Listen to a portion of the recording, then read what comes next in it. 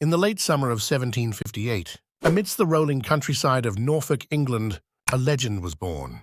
Horatio Nelson, destined to become one of Britain's most celebrated naval heroes, entered a world defined by conflict and opportunity. The son of a rural parson, young Nelson grew up with a sense of adventure and a longing for the sea. His journey from a modest upbringing to the heights of naval glory would be marked by bravery, strategy, and sacrifice. At the age of 12, Nelson embarked on his first voyage aboard the HMS Raisonnable, under the care of his uncle, Captain Maurice Suckling.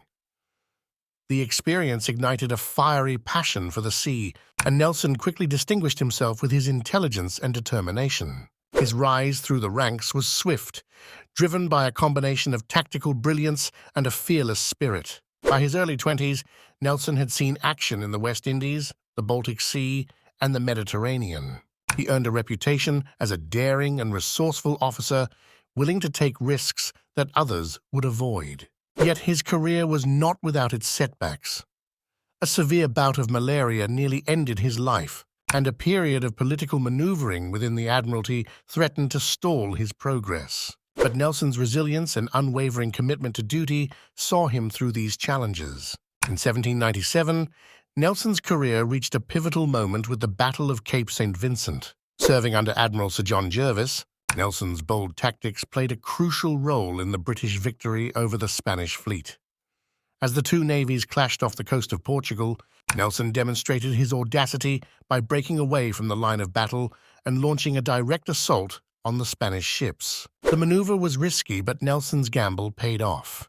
He personally led a boarding party onto the Spanish ship San Nicolas, capturing it and then using it as a springboard to board and capture a second ship, the San Joseph.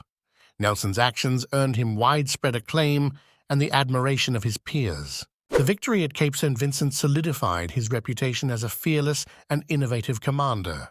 Nelson's next major engagement came in 1798, during the French Revolutionary Wars. The French fleet, under the command of Admiral François-Paul Brueys, was anchored in Aboukir Bay near Alexandria, Egypt. Napoleon Bonaparte's campaign in Egypt depended on the fleet for supplies and reinforcements, making it a critical target for the British. Nelson, commanding the HMS Vanguard, led his fleet into the bay under cover of darkness.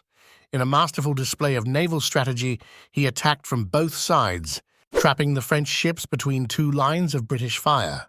The Battle of the Nile was a ferocious and chaotic affair, with cannon fire lighting up the night sky and the sea awash with the wreckage of shattered ships. Nelson's flagship, the Vanguard, engaged the French flagship Lorient in a brutal duel.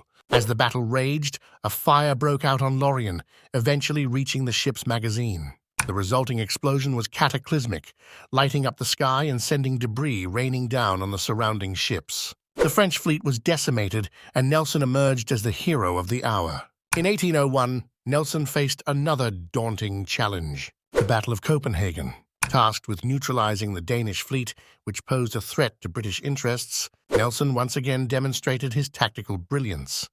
The Danish defenses were formidable, and the battle quickly descended into a fierce and bloody engagement. As the British fleet struggled against the Danish shore batteries, Admiral Sir Hyde Parker, the overall commander, signaled for a retreat. Nelson, famously putting his telescope to his blind eye, declared that he could not see the signal and pressed on with the attack. His audacity paid off, and the British forces eventually overcame the Danish defenses. The victory at Copenhagen showcased Nelson's indomitable spirit and his willingness to defy orders when necessary. His actions solidified his status as a national hero and earned him a knighthood.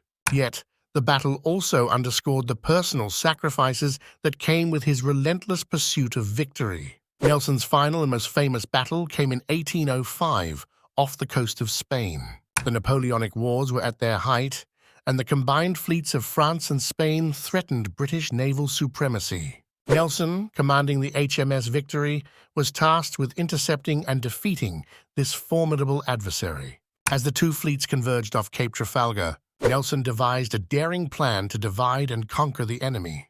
He arranged his ships in two columns, aiming to break through the enemy line and create chaos within their ranks. The strategy was audacious and unorthodox, but Nelson's confidence in his men and his tactics was unshakable. The Battle of Trafalgar was a brutal and decisive engagement. Nelson's flagship, the Victory, led the charge, smashing through the enemy line and unleashing a devastating broadside. The sea was a maelstrom of cannon fire, splintered wood, and smoke. Amidst the chaos, Nelson remained a steady and inspiring presence, directing his men with unwavering resolve.